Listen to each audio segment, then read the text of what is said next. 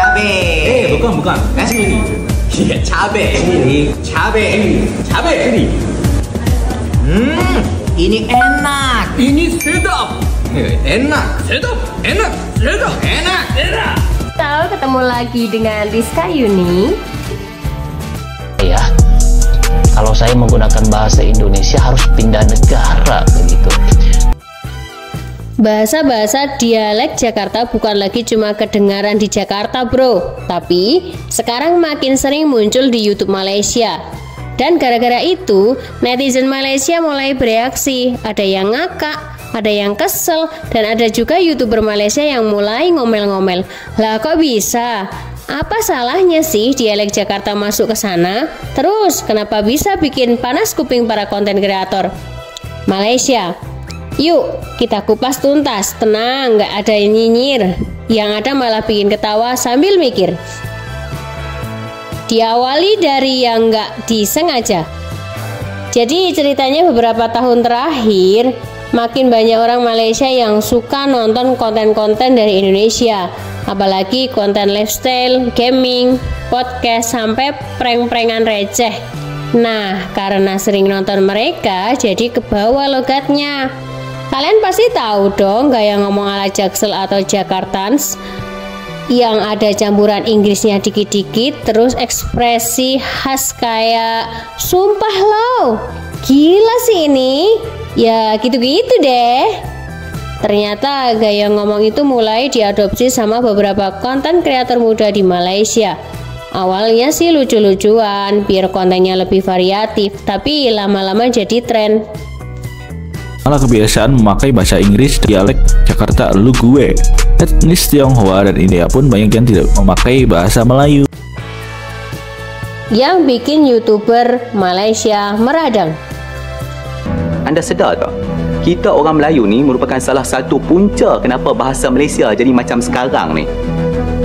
Apa yang kita dah buat dekat bahasa kita?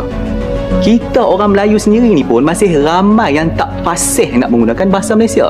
Tak reti nak menggunakan bahasa Malaysia dengan betul. Malah merosakkan lagi bahasa kita tu. Duk guna lu-gua sana sini, guna bahasa pasar, bahasa rojak, bahasa blender, bahasa tanah liat apa tau. Bukan hanya untuk nak bersembang dengan kawan-kawan. Bahasa yang dah rosak tu digunakan merata dalam filem, dalam drama, dalam radio. Sekarang ni lagi teruk lah dengan sosial media. Nah, disinilah mulai muncul drama beberapa YouTuber senior dan netizen Malaysia bilang, kenapa jadi ngomong kayak orang Indonesia sih? Kita kan ada gaya sendiri.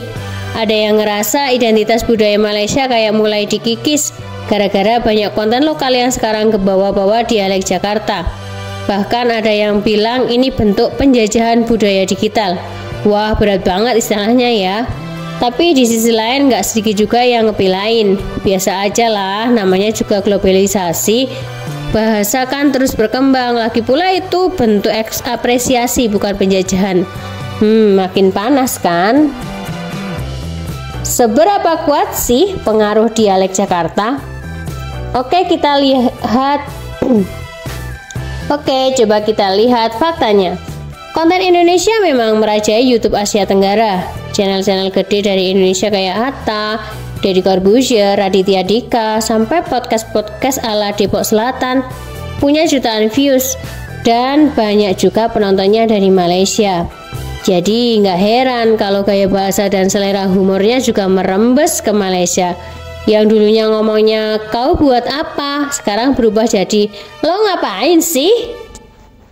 Apalagi anak-anak muda yang nonton TikTok, IG Reels, dan YouTuber Short, mereka nggak peduli itu bahasa mana, yang penting lucu dan related. Dan kalau dialek Jakarta kedengarannya lebih ekspresif dan fun, ya otomatis ditiru. Kasus-kasus yang bikin ramai.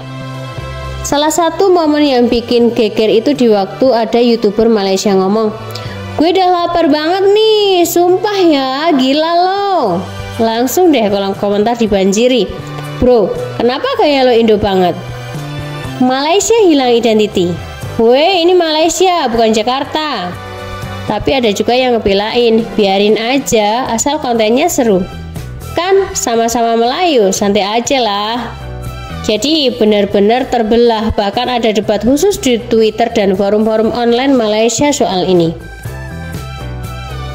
Fenomena cross culture di era digital. Sebenarnya ini bukan hal baru sih, budaya lintas negara itu sudah sering terjadi. Coba aja lihat, lagu Korea dipakai buat dance challenge di TikTok seantero dunia. Bahasa Inggris nyampur ke bahasa lokal. Udah biasa. Bahkan, selang-selang Jepang juga mulai nyusup ke obrolan sehari-hari para ibu. Nah, kasus dialek Jakarta yang masuk ke Malaysia itu ya bagian dari fenomena globalisasi digital. Apalagi sekarang batas negara itu tipis banget di dunia maya. Konten itu kayak angin, bisa nyebar kemana-mana tanpa bisa ditahan. Apa sebenarnya yang ditakutin?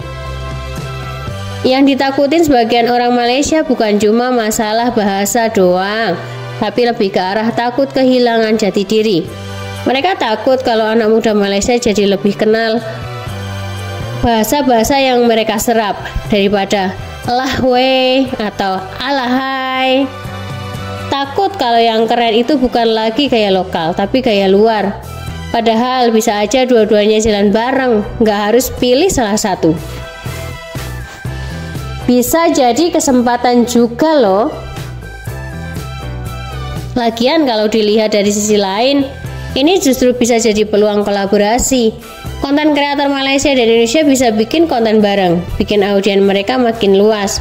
Udah banyak juga kok yang sukses seperti kolaborasi podcast lintas negara, battle game antar tim Indo dan tim Malaysia, sampai parodi logat-logat yang bikin ngakak. Jadi kenapa nggak dijadiin ajang kreativitas aja daripada ribut-ribut soal logat? Nah sekarang aku tanya ke kalian semua, menurut kalian wajar nggak sih kalau gaya ngomong Jakarta mulai nular ke Malaysia? Atau harusnya masing-masing jaga logat sendiri? Tulis pendapat kalian di kolom komentar ya. Dan kalau kalian bahasan seru kayak gini seputar dunia digital, budaya, pop, dan fenomena sosial di Asia Tenggara, jangan lupa like video ini, subscribe channel kita, dan nyalain loncengnya biar kalian gak ketinggalan konten gokil berikutnya. Sampai jumpa di video selanjutnya, dan ingat, logat boleh beda, tapi ketawa harus tetap bareng dan bersama-sama. Hahaha.